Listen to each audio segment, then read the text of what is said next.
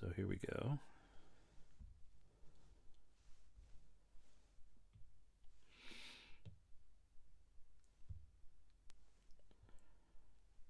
Okay, hold on.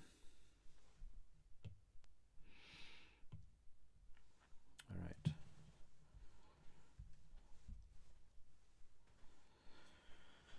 Okay, let's see what we can do.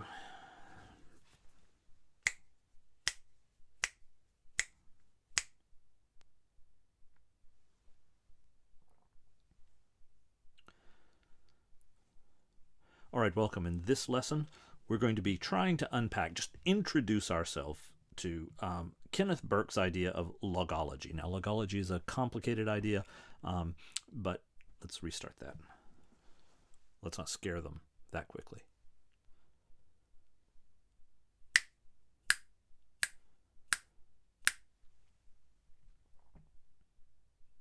All right, in this lesson, we want to look at Kenneth Burke's idea of logology. So we've met Kenneth Burke now. We want to carry that forward and try to get a sense of what he's doing in his logology, which he introduces in his book, The Rhetoric of Religion. And so, obviously, this is going to be a deeply religious vision, because what we're going to find is that basically Burke is going to take the idea of logology, the study of language, the study of words, and he's going to say the best way to do that is by exploring it with relation to theology. Let's take a look at how all of this unfolds for Burke. So, looking at logology, Burke says, look, I'm interested in how language functions, how it works, and one of the things that you have to immediately notice when you pick up the world of language is that language is, in essence, different from nature. Nature doesn't really name anything. It really doesn't seem to be particularly acquainted with the idea of language or the complexities of language. You don't find it out there everywhere. So when you have this kind of a thing, that thing right there is really not the sort of thing that has a sort of overwhelming sense of a need to name the stuff that's down here, right? That object right there is a real thing, and we have to distinguish in our mind, and this is central to Burke's idea. You have to understand that the thing that is out there in the woods, this thing growing there, that is different from the way we name that thing. So the object here is a material reality. You meet it in nature. You can find it out there. You can stub your toe on it, all right? That thing that you go out to and that you pick fruit from and that you chop down and burn to stay warm in the winter, that object, that thing is natural. It occurs in nature. It simply is nature being natural. It's a material reality in the world. When we approach that material reality, however, we notice something different. We, human beings, tend to give that thing a name. And the moment we give it a name, Burke says, language has come into the picture. And the first thing that you're going to see is that this word, tree, is different from that thing that grows out there. So the word is not the thing? Sure, absolutely. But Burke says, when you look at this, what you discover is that language, this idea of tree, is in some ways transcendent. It rises above the natural order, and it does that in several different ways, and that's what Burke wants to begin to unpack and explore in logology, because Burke thinks understanding how the word tree is transcendent, rises above the object that grows in the woods, understanding that process is central to understanding how language works, how language functions. So he says, look, take one quick example here, all right? I can take the word tree and I can do things with it. I can make things happen with it that I cannot make happen, at least not easily or quickly, with that object that's growing in the woods. So, for example, if I don't want one tree, if I want more than one tree, hey, that's really simple. I just put an S on the end of it. And all of a sudden I've gone from a tree to trees. All I have to do in language is add that s at the end of the word, and suddenly I have manipulated a reality somewhere in somebody's mind. In fact, I don't have to just do it with 2 trees. I could do it with 5,000 trees.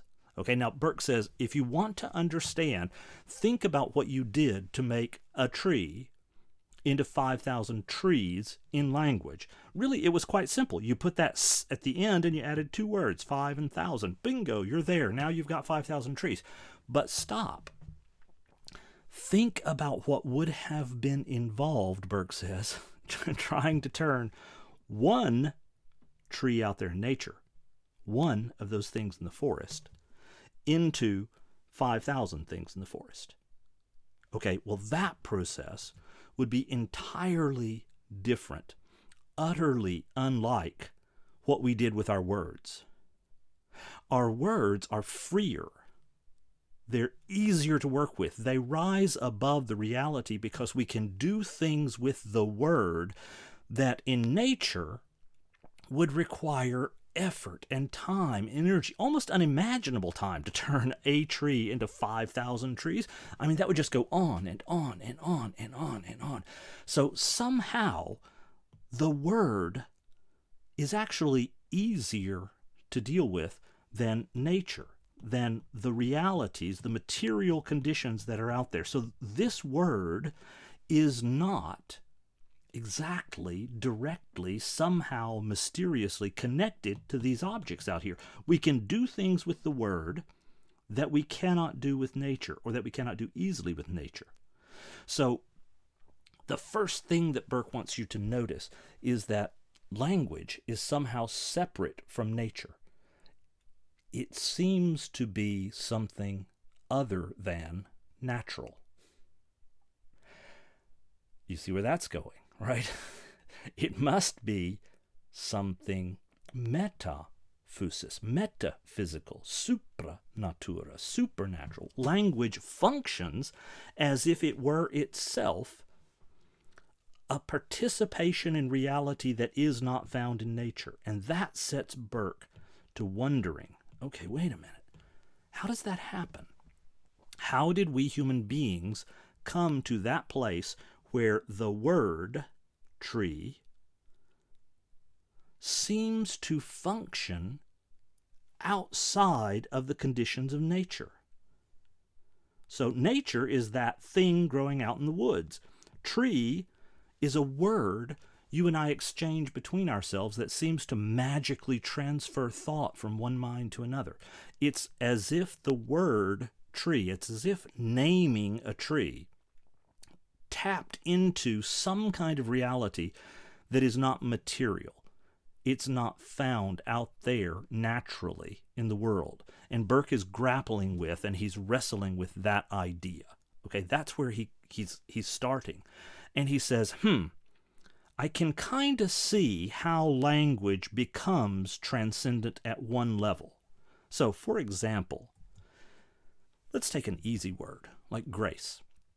Okay, grace is a perfectly common word in Latin, gratia. It means literally just a favor that somebody does for you. You know, just a kindness. It means a friendship act.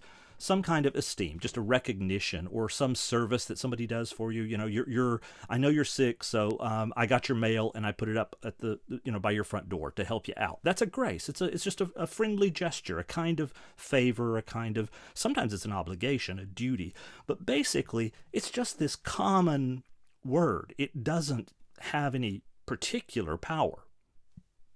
But Burke says it is occurring, however, in a culture that does have this concept of a transcendent realm. There is a reality up above our natural world. In other words, Burke recognizes that the old Romans, when they're talking in a world that is very much Plato's world. When he talks about the transcendent realm up here, he means Romans, many Romans, assumed that the world looked like it did when we talked about Plato, that there are these realities that are more real than the material world of nature that we run into all the time over here.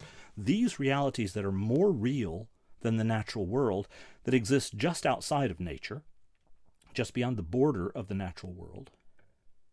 and that human beings down here living in their average everyday world are trying somehow to come to understand. That transcendent realm that is up there, Burke says, remember, they can't talk about it. That's what we mean by transcendent. It goes above time and space. So the transcendent realm itself, there are no words for it. You can't talk about it. So you have to borrow language out of ordinary life. And you have to essentially promote that language. You have to bring that language up into the transcendent realm and sort of massage it, kind of play with it until it comes to mean something deeper, something more real, something more transcendent than you had in the natural world. And indeed, you lift the word grace, it just appears, it comes up right out of the world of nature there, and that becomes a word we begin to change, to shape, to massage, and slowly over time, that word grace turns into something else. It doesn't mean favor, it means God's favor. It means esteem, some kind of recognition from God. It means an undeserved service, an undeserved gift, something that's given to you without any merit on your part, okay? Grace is basically brought up into the transcendent realm, and it is transcendentalized. It is made a part of that transcendent realm, okay? So Burke says, hey, I can see how the word is functioning. Every word at one level is functioning in a transcendent way, and I can begin to see a little bit of how that happens.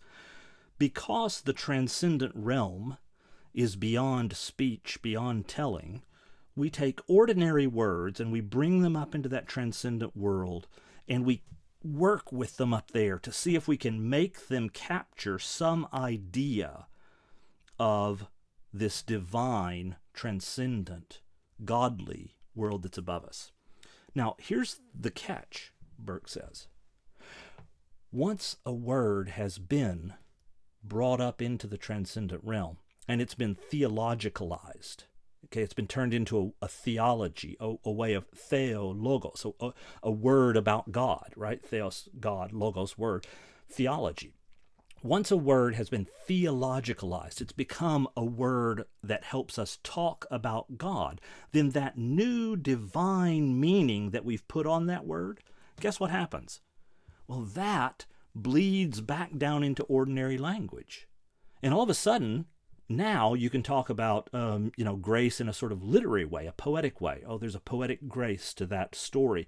You can talk about grace in a personal context, a behavioral context. You can talk about, they're an extremely gracious host, or their movements are graceful. And all of that, this sudden new way of using grace in an ordinary way is tied to and is sort of infected, Burke says, by the divine realm that the word has visited. Now, if you will think back to our early texts on Plato, you remember the myth of where goes up into the divine world and comes back down. You remember our discussions of the Phaedrus, where the soul struggles to go up and catch a glimpse of the divine world and comes back down. Once it comes back down, it's carrying a sort of glimpse of the holy, of the divine. And Burke says that's what's happening in language. Language, once it is brought up and we try to retool it to talk about the unspeakable realities of the divine world, once we've done that to that word, it sort of flows back down, and that divine ambience begins to infect the ordinary use of the word too. So there's a full cycle. So the word grace, when used about the transcendent world, is always an analogy. It's never a direct, real comparison because, of course, the transcendent world can never be directly spoken of. It's outside of time and space. It's beyond the reach of language. So when we use ordinary language, like a word like favor or friendship, and we use that to talk about the divine world, we are always using a word as an analogy. And Burke says once that analogy is complete, and we begin to think that we can talk about this word in a way that does capture something about the transcendent world, then that meaning, that infected divinity, falls back down into our ordinary use of the word. That's one of the ways, Burke says, language begins to take on the idea of transcendence, of being a powerful force for tapping into a different kind of reality. That is part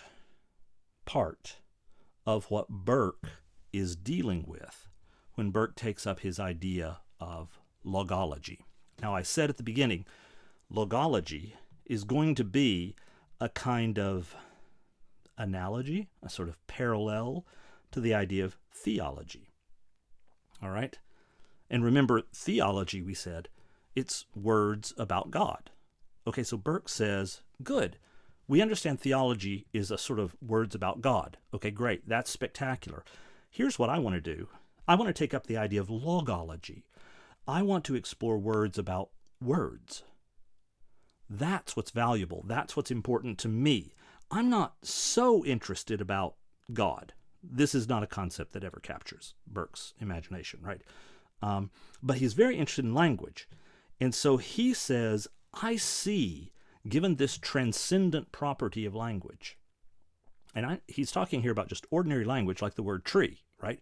Given the fact that it has a certain kind of an analogy of transcendence about it, he says, I'm interested in how that happens. And the place to look, he says, is theology. Because when we start forming logos, words, about God, that's where we run into this transcendent principle. Because God, it's never nameable, right? And therefore, I want to see what kind of principles are going on when we turn our attention from God to words themselves. Now, Burke is going to run into a problem with this, okay? What he's going to do is he will, as he grapples with this, and after he publishes his famous book on the rhetoric of religion, he begins to realize, oh, wait a minute, hold it. In the end, if God cannot be spoken of, then theology isn't really language about God. Theology doesn't work like that. In the end, theology is not words about God. Theology is words about the Word, God. So it's not God himself that theology is discussing, Burke says. It's the Word God. It's the meanings that we have brought to or found in or been told to associate with God. Theology is our words about that Word, God. Okay, now, you with me? When we move from theology, words about God, to theology, words about that Word, God, remember he's doing right now to God, the Word God, exactly what he did to the word tree. He's saying we're not talking about the reality, even if he doesn't even take a stand whether there is or is not a reality. But that's not what we're talking about. If there is a reality, that is not what we're talking about. What we're talking about in theology is how we talk about the Word, our understanding of God. Now remember, words about,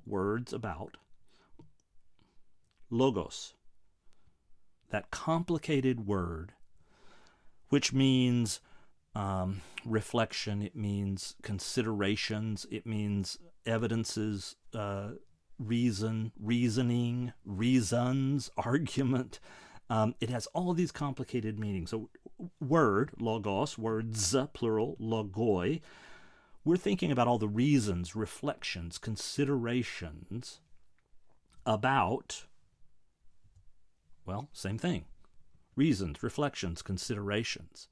So when Burke moves from theology, words about that Word God and how it's used and how it works and how it functions, and he begins to talk about words about words, he's actually turning his attention now, as he will explain to you, he's turning his attention to reflections about reflections.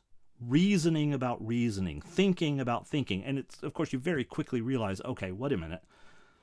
If I do this, if I do to logology what I did to theology, if I find that I'm not talking about words about God, but words about the word God, what happens to logology when I go, oh, I'm not talking about words, I'm talking about words about the word words. Okay, well, okay, hold on. Even for Burke, and believe me, it takes a lot to fluster Burke, even for Burke, he recognizes this is an infinite regression, we call it. I mean, there's just no stopping that. Once you start that, well, then you need to talk about the words, about the words, about the words, right?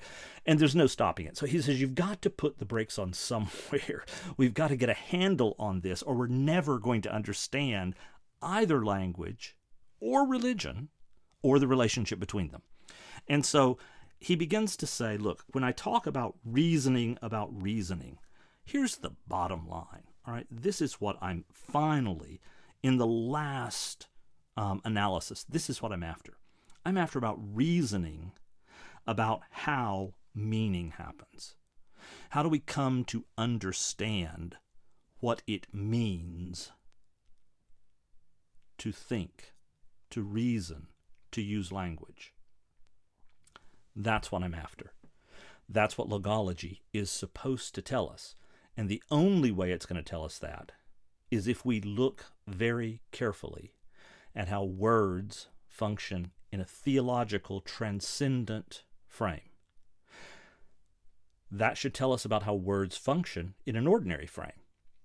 And again, Burke is going to say, I'm not saying there is or there isn't a God. I'm just saying the way we talk about transcendent reality should show us a great deal about the way we talk, period.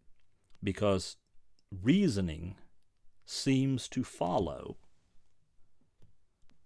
that same path that you see in theology. It's always got this transcendent element.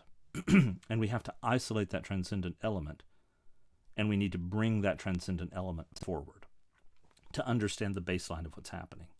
Because that's the only way we're ever going to understand how meaning gets into our heads, how meaning gets associated with words.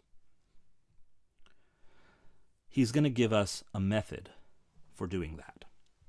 And it's one of the really important things we need to focus on. It's called the pentadic method. Okay, so the pentad. But what's happening in the pentad is, if you've been through 100B and you got the 5 parts of the pentad, yada, yada, yada. Okay, hold on to your hats, because Burke is actually doing something a little bit more demanding with the pentad. So let's begin to understand the pentad by understanding what Burke thinks the pentad is telling us.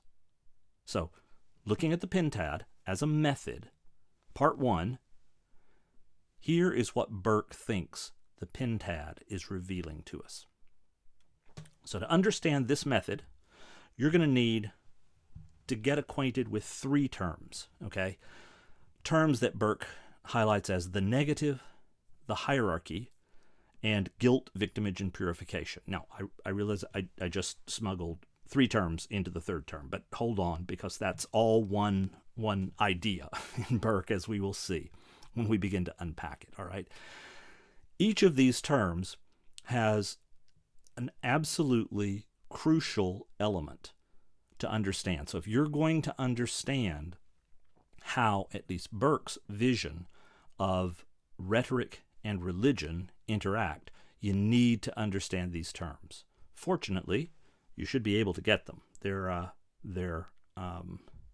terms that we have actually touched on in 1 or 2 ways over the course of the semester. So let's start, of course, with that first one, the main term. The main term is the negative. Now remember, Burke is trying to understand language, and he thinks the best frame for understanding language is rooted in religion. And he starts with this idea of differentiation. What is it that language does? Okay, the first thing language does, according to Burke, is it excludes. It shuts down.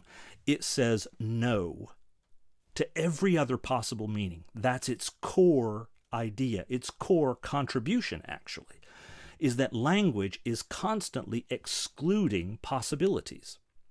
Language shuts down. It makes a difference. It tells me that one thing is a thing and not something else.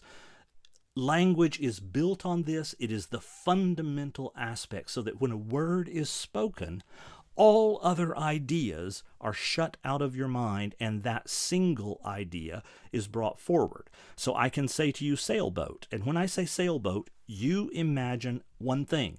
You don't imagine an elephant. You do not imagine the planet Saturn or a spaceship going to the moon. You don't imagine any of those things. When I say sailboat, it calls to mind a specific reality, and it excludes, it shuts out, it differentiates that thing from all the other almost infinite possibilities there are. That's the power of the negative. Now, if the negative sounds familiar to you, if that's ringing a bell, it's ringing a bell because Burke is basing this on that old ad that we explored earlier, that old idea that we explored in mysticism called apophatic theology. He's looking at the theology of the negative. Remember, the theology of the negative is where you keep saying no over and over and over again, right? You say, well, that's not the reality I'm talking about. That's not the reality I'm talking about. That's not, and you keep doing that. And if you do it often enough, then even though you've never said what the reality is, the negation sort of pins it in, right? It sort of makes it visible to you even though you never actually define it. All right, that's what Burke means by the negative. The core of language, the very power of language is in no. It's in not. It's in exclusion. It's in differentiation. It's in bringing a single thing to mind rather than something else. It calls to mind the sailboat, not something else. The same thing happens when I say horse, okay? I call horse. There you are. You think of that animal. You do not think of a tardigrade. You do not think of cockroaches. You do not think of a poodle. When the word horse is spoken, it's a word that negates other meanings and brings a single idea to your mind, all right? Now, these ideas that language can work with, they don't even have to be material realities. They can be non-material realities. They can even be fictional realities. If I say to you, flying monkey, well, guess what? There it is. Right there. Okay? That's the power of language. I can bring to your mind this and not anything else in the world, all right? The power of that language, then, is in the ability to exclude, and those exclusions create a certain power for us. They give us the power to create categories, to put things together that share some named qualities, right? So when we look at the examples, we have up here, look at, we can put together a category, things that really exist. Okay, well, that would be a sailboat and a horse. Now, sailboat and horse are in the same category, and flying monkey is not in that category, right? So there we are. We've got a category now, but we could also have other categories. We can say, animals. Okay, well, now the flying monkey and the horse, they're in the same category, and the sailboat is excluded. This is what the not gets you. This is what the negative does. The negative is the property that allows us to create categories inside our language. And it is the ability to make categories that creates the possibility of human thought, Burke says. You cannot think humanly without the not, the negative. And the negative is not found in nature. It is not a natural category. It is something humans bring to nature through language. So the fundamental, foundational idea of language, the negative, is what begins to make language act in a sort of kind of transcendental way. Now, here's the thing. These categories that we can found and put together, they're not limited to material realities. There are also moral categories. And of course, moral categories are also rooted in the negative. There are certain things you do not do, right? Certain things that are not allowed. So we have these categories of behavior as well. So the negative creates the possibility of human thought. It creates the possibility of categories, and we have moral categories too. That is to say, these categories of behavior that we create, well, we can categorize some of those behaviors as well as not good, not fitting into the category of the good, excluded from good. Okay, that gives us our sense at this point of the first take-home that we want to have from this idea of the negative. The negative is first and foremost an inevitable part of nature. You cannot avoid it. If you speak, speech by nature, words by nature exclude, all right? They say no to all the other possible meanings. They focus us on one meaning. That in itself is good because that creates categories. And categories are what makes human thought possible. All right? And finally, it's also what makes moral judgment possible.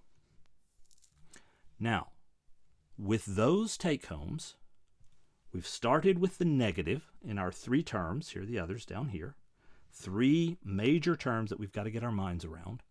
We've started with the negative, and we've got three take-homes. It's inevitable, it categorizes and makes thought possible, and it gives us the ability to make moral judgments, which is a good thing, right? You don't want a world, nobody wants to live in a world where everything is okay. You want to live in a world where, people cutting your throat in a back alley and taking your money is not a good thing. That's the world you want to live in, right? And that gets us very quickly to the second of the major terms that we need to unpack, and that's hierarchy. So hierarchy basically takes up the categories that are given to us by the negative, and it prioritizes them. That's basically what a hierarchy is. Now, hierarchy is an inevitable aspect of language. Just like the negative is an inevitable aspect of language, the moment you have the negative, you can create categories. And the moment you create categories, you have hierarchy. I know in our day and age, hierarchy is often a bad word. Burke says, yeah, that's just silly. Don't get caught up in that. That's not what we're talking about. We are talking about the fact that this is an absolutely unavoidable, inescapable, inevitable part of language. It's an inevitable part of human communication. You cannot escape hierarchy. It's just not possible. Don't try. Burke's got his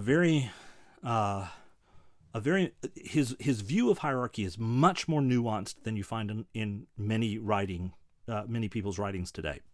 He says, look, here, let me explain to you why you don't want to fight hierarchy, because you can't. Hierarchy is absolutely essential. So, for example, if I ask you, is it wrong to kill somebody? Then you are going to say, I hope you're going to say, well, of course, killing somebody is wrong. All right, that's fine, Burke says. Now, next question. What about self-defense? Could you kill somebody in self-defense? Hold on. Burke says, stop the presses. It does not matter how you answer that question. You just created a hierarchy. And that's the thing. You've created an absolutely essential quality. All right? You have I'm sorry, you've discovered an absolutely essential quality of what it means to communicate. To communicate is to absolutely exclude some meanings and therefore present categories to the human thought. And once those categories are there, inevitably some of them will be prioritized above others. There's simply no way to escape that reality. And that prioritization happens most especially in those moral categories that we create, right? The moral categories are the ones that are particularly prone to get prioritized, because it's the moral categories that tell us how to live with each other, all right? So in hierarchy, here's our first take home.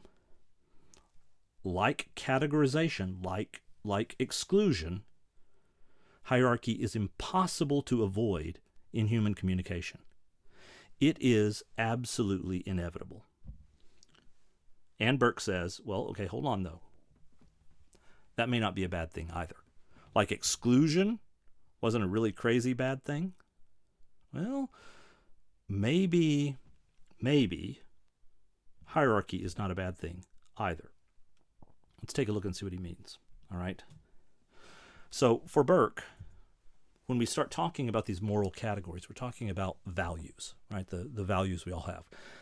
I understand it is very popular in our own day and age to talk about, everybody's got their own values, everybody's got their own moral code, and you do you, and so forth.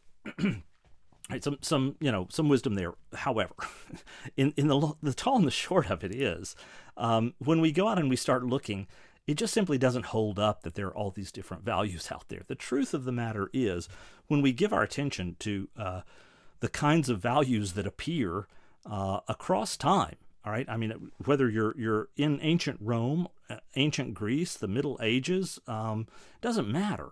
Locations, whether you're in China or whether you're in Central America or South America or North America, various cultures, the simple fact of the matter is, these moral categories that we have and that we put together, our values, they're frighteningly similar. If we just boil them down, they're about 6, 8, maybe 15 basic fundamental values, and everywhere you find a human culture, a human society, a cooperative adventure amongst humans, everywhere you find that, you find the same values, okay? Now, let's just say you find lots of there may be one or two not found here or one or two not found there, but overall, they are remarkably similar. What differs is over here in our priority. That's the issue that we would find cultures varying on. The Middle Ages might vary in the way they prioritize their values. Okay, so there we will find some differences, but the idea that there are, lots and lots of different values out there, that's simply not the case. You can imagine a culture where honesty is prioritized above loyalty. That's not hard to imagine. But the truth of the matter is, you could also probably imagine a culture where, in fact, loyalty is prioritized over honesty. That's not hard to imagine either. Okay? And that is revelatory. So when we come to this discussion of hierarchy, we discover, in fact, a second really, really crucial take-home point for us. And that take-home point is that, values are, they are what they are. And, in a class like this, we're not taking their values are stable across time and space. Now, you can explain that any way you want to. You may explain it by saying because, they're that way because God has simply built human beings in a way that they inevitably discover right action, correct moral behavior is simply. To be human, that's what it means. God built you in a way where you inevitably find these. If you want to take it from the materialist point of view and you want to pick up, you could just say, hey, this is basic Darwinian survival of the fittest on a social scale. I mean, nobody can build a culture where people get to kill each other at will, right? I mean, where I just am able to kill anybody I like who doesn't get in my way, who gets in my way. So you simply cannot build cooperative human cultures without these fundamental value structures.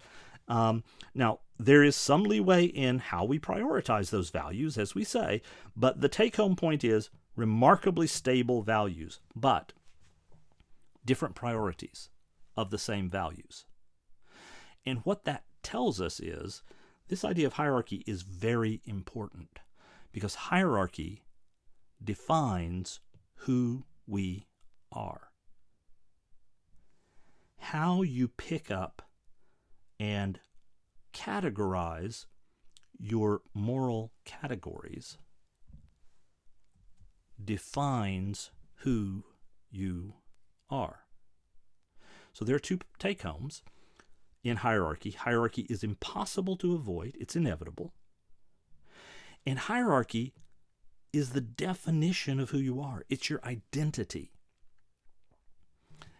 When you prioritize your understanding of how the world is or how the world should be, when you create your hierarchy for that, that's what tells you what tribe you belong to. It tells you who your people are. It shows you where you belong. The way you create hierarchy of your moral categories tells us where you belong. The way we put together our priorities, what's the capstone, what's the foundation, what are the important steps along the way, that, and this accidentally here I've drawn it to look like Maslow's hierarchy of needs. It's not supposed to represent Maslow's hierarchy of needs. That is absolutely not what we are talking about right now. We're talking about how you put together and prioritize your sense of what should be done, how you should behave.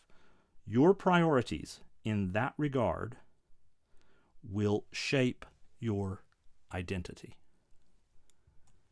And that brings us to another thing that Burke has said, which we can clarify now. Burke said, look, you will persuade another person, somebody who is different from you, somebody whose values are prioritized in a way that's not quite the same as yours. You're going to persuade that person only insofar as you are able to identify common ground. Only insofar as you are able to spot, point out, and show that other person places where your priorities and theirs match up.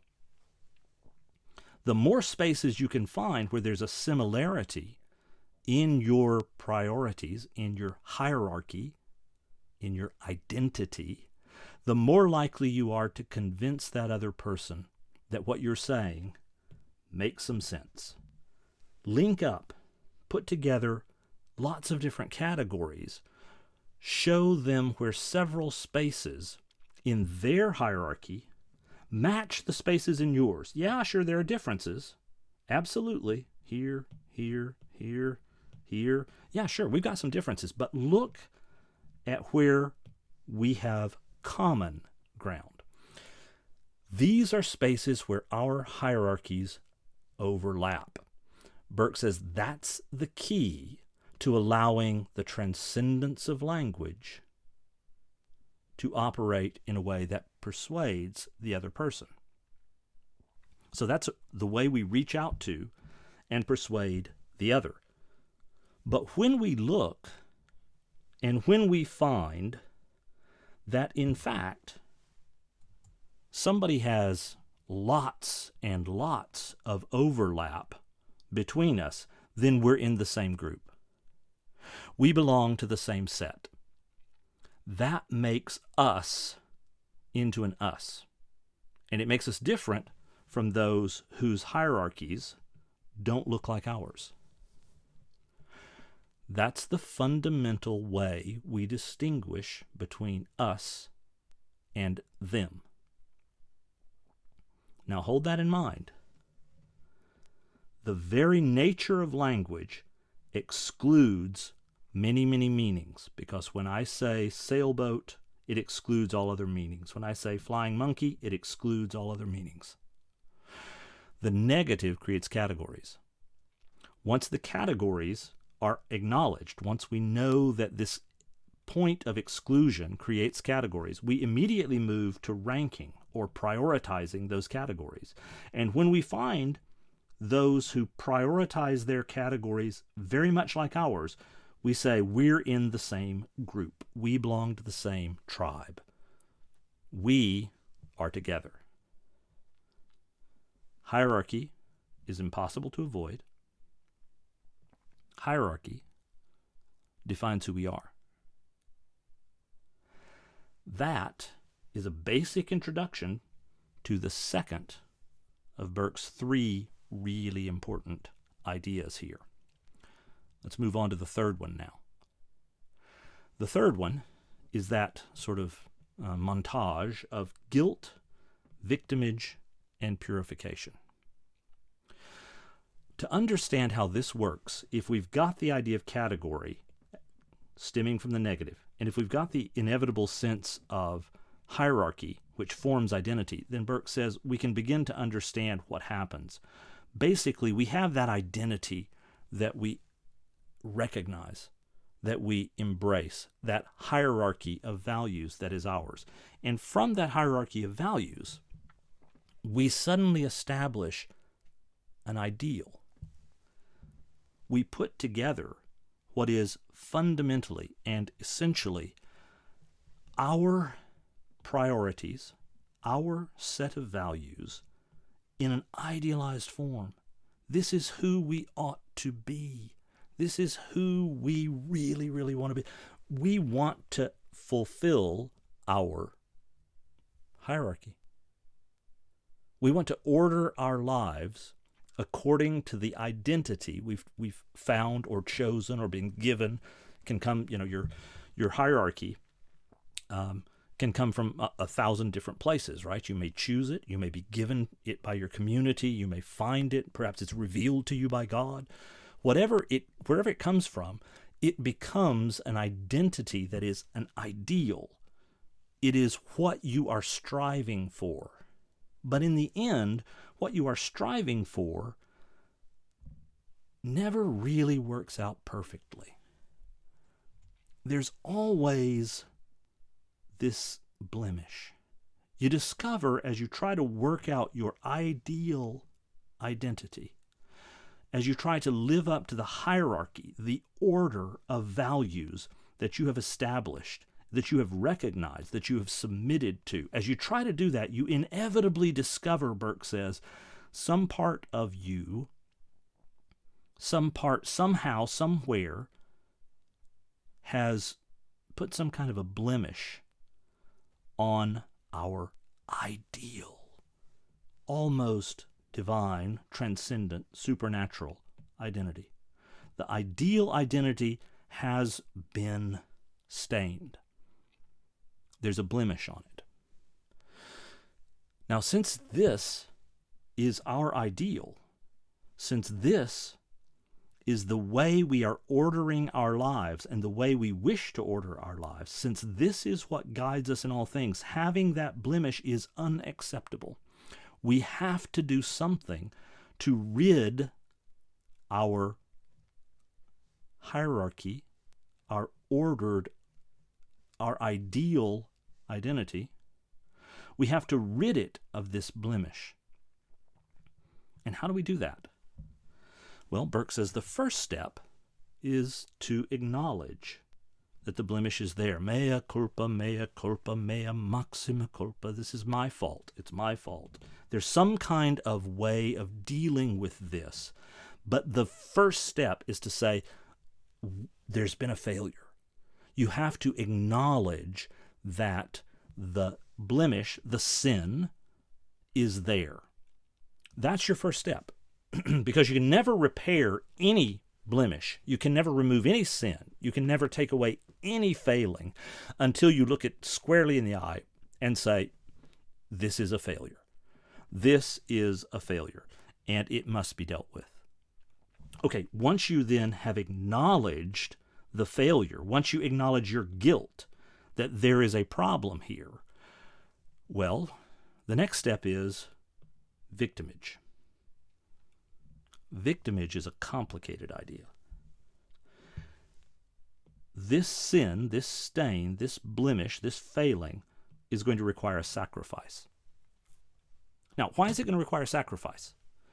Well, it's going to require sacrifice because that's the only thing that will fix it. Look, if you could fix it and it would be easy to fix, if it didn't cost too much to fix it, then it's not really a big blemish. It's maybe a misstep, or an error in judgment. It's something small. And those small things, you just say, oh, well, that's a small error. It's easily dealt with. It's not that huge a problem. When you see this, though, when you see a serious blemish, when there is something that requires guilt, that you have to acknowledge the system itself has been besmirched, sin, broken, then that's going to require some heavy lifting. In other words, it's going to require work. And that's what we mean by sacrifice. Sacrifice is hard work.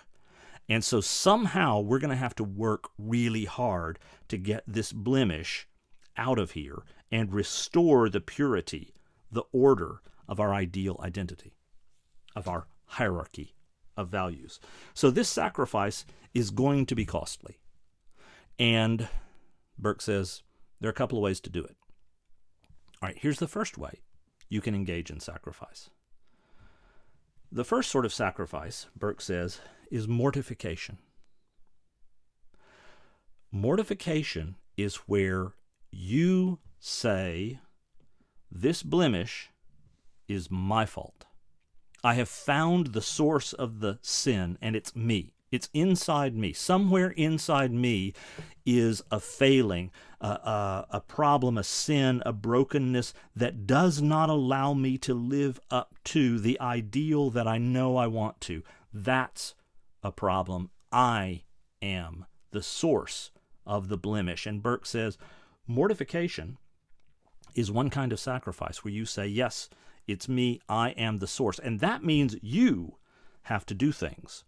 You have to discipline yourself. You have to punish yourself. You have to improve yourself. Something has to be done to you in order to bring that direction, that healing from you to this space. Since you're the one who's broken, there's a part of you that has to be killed, that has to be sacrificed because it's not living up to the ideal. So you gotta undo you. You're the problem. That's a sacrifice. And it's going to be costly, and it's going to be hard. And in religious systems, it involves, fasting and prayer and, intense sacrifice of material goods or avoiding material goods for seasons and periods and so forth. So all of that is built into certain kinds of ritualized behavior in religion. We see this very frequently in religion. We see clearly an idealized identity that is out there, a hierarchy. We see clearly a recognition that something is wrong with the hierarchy, and we say, it's me. I'm the one who did it, and I will simply engage in these behaviors, these actions, which will help set right the blemish. So that's one kind of sacrifice. It is not, however, the only kind of sacrifice. All right? The second kind of sacrifice that Burke talks about is called scapegoating. This one we need a few minutes to unpack and understand. All right, so scapegoating works like this. Scapegoating is essentially a process where you say the other is the source of the blemish. Now, there may be some of me involved in here, but in reality, the problem is somebody else, and that somebody else has to be sacrificed. That's the nature of scapegoating. Now, the term scapegoat comes from the Jewish tradition. Long story short, in a certain particular ritual in ancient Judaism, on the day in which the people were confessing all their sins, their failings of living up to the promises, the covenant that God had given them, So they had this idealized identity. They discovered that they had failed, and they brought in, as part of the ritual, 2 goats. And they basically drew lots, okay? One goat won the lottery, and the other goat lost the lottery. In this case, you want to be the goat that lost the lottery, okay? Because the goat that lost the lottery was brought forward and was just killed. It had its throat cut, and it was sacrificed, and the blood was poured out, and the blood was sprinkled over the people, okay? Pretty clear sacrifice here. But the other goat was called the scapegoat.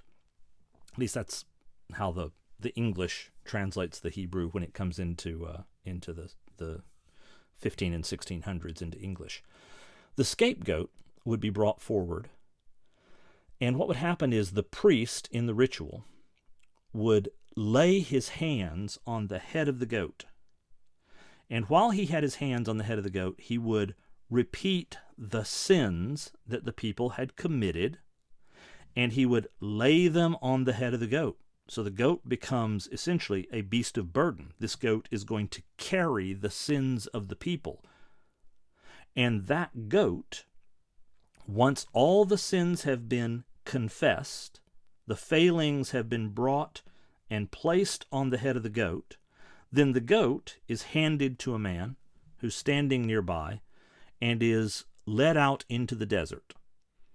And once it's led out into the desert, it's staked out there, and the man leaves. So the goat is driven out of the community and left to die in the wilderness, a slow and horrible death. In this particular picture of a scapegoat, you see all these arrows in it. That is just, it had nothing to do with the old Jewish tradition, but it's a nice visual, okay? So the scapegoat was part of that old Jewish ritual that would take the sins, the blemish, confess the sins onto the head of someone or something else, and then that someone or something else would be driven out of the community, and they would carry the sins with them. And that is what would make the hierarchy ordered again. It would bring together the community because the blemish would have been carried away by the goat. Now, Burke takes this idea of scapegoating, and he very clearly identifies that as one way human beings deal with disorder, with besmirking, with failures of the hierarchy. They put those failures onto somebody else. They name someone else as the source of our fault, our flaw, and then they drive them out of the community. That's the way it works. Now, to be fair, remember, there are conditions. We could talk about them, and we will in certain specifics. There are conditions, of course, when yeah, sure, the problem is somebody else, right? It's not always just your fault. Sometimes the problem is somebody else, and you do your best to create common ground, to find places in the hierarchy where we agree with one another, and we try to build common cause on those agreements. But sometimes the problem is elsewhere. So you got to deal with that in these political frames where you go to war. All right. So my ideal identity is something that is so horrifying to the other that they want to destroy my whole identity. Well, in a case like that, if they're coming to destroy your identity, most people would say in our priority of values, self-defense is up here. You can resist them trying to destroy your identity. If that sounds familiar, well, welcome to American politics in 2020. It sounds familiar because that's a lot of what is going on right now in our political system. We are seeing different hierarchies of values that identify us, that make us who we are. We've got 2 different Americas working here, and they're utterly incompatible on almost every level, according to groups that rally around one or the other. Now, whether or not that's true, we'll find out in the coming years. But here's the process for Burke. We have an order, we have an ideal, an identity that we want to belong to, and that identity is composed out of a hierarchy of values. those hierarchy of values are compromised.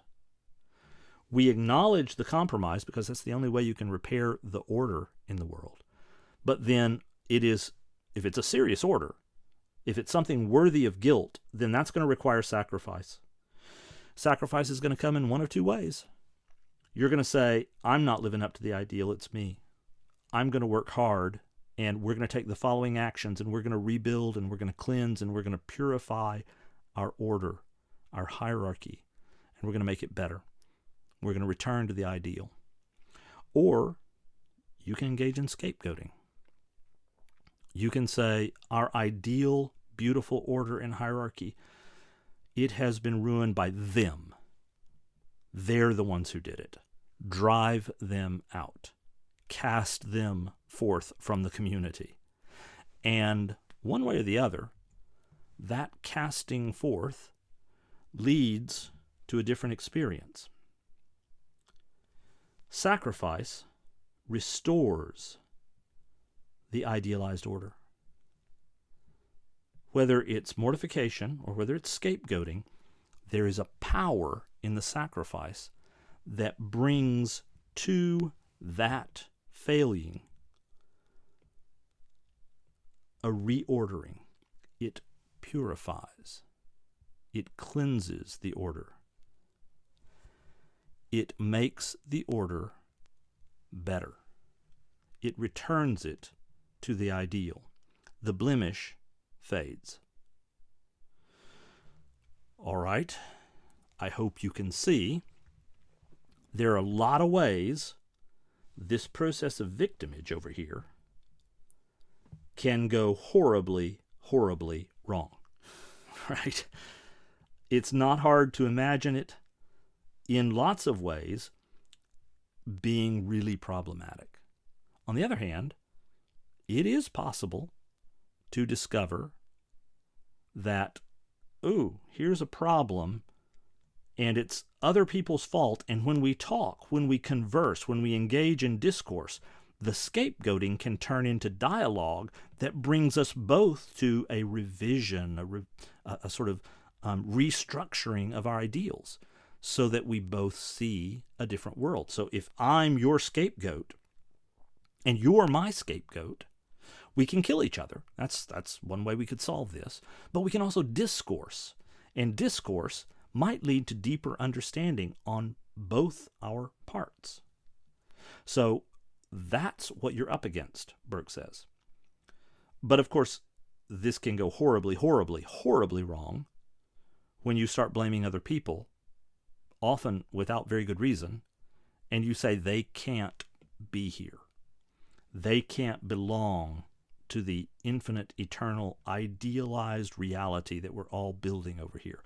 They will always be a blemish on our perfect order. Then those people are in a lot of danger. They're in a lot of peril. That's something Burke wants to call your attention to as well. Now, in closing this section, I want to point out to you, and I think it's not hard to see, this step 3, in fact, the entire cascade here from the negative to hierarchy to this third point of guilt, victimage, and purification, this is essentially a fundamentally Christian drama. All right? Burke, remember, is studying drama. That's what he's captured by. And he sees these fundamental patterns in dramas. They keep being repeated. And when Burke explores this process of guilt, victimage, and purification, what he sees here, particularly when he turns his attention to Christianity, Burke thinks this is it. This is the ultimate story. It contains every other narrative. This is the high, perfect story. In other words, if you want to think about an idealized sense of drama, it is, Burke thinks, the Christian story. The Christian story, you can see, easily begins here in this perfect idealized world, but then there is a failing in this idealized world, right? That failing is the sin that separates us from, in our ideal world, it separates us from God. And once we are separated, once that blemish is present, we suffer guilt. And of course, guilt leads to sacrifice, victimage. We keep trying to fix it, and we do things. We try to restore the right order, the right relationship to the divine. That's what we are working for, until eventually, of course, we keep trying and we can't do it, and eventually God steps in and becomes himself the perfect sacrifice to restore the order, and order is restored. Now, everything about this, it contains the great quest story. All right, it contains that story of loss, followed by self-discovery, followed by restoration. It contains the story, the great myth of the dying God. All right, the pagan myths are filled with the idea of the dying God. It retells that story. If you remember, J.R.R. Tolkien, Tolkien was the person who convinces C.S. Lewis to become a Christian, and Tolkien does it by basically saying to Lewis, look, this great mythology of the dying God, you love that. Every time you find it in Nordic myth, every time you find it in Greek myth, every time you find it in Hindu myth, you love it in the great mythologies of the world. Well, that's all Christianity is. Christianity is the story of the dying God, with the single exception of course, Tolkien would say, with the single exception of the fact that this one happened. It actually took place. So it's an historic event.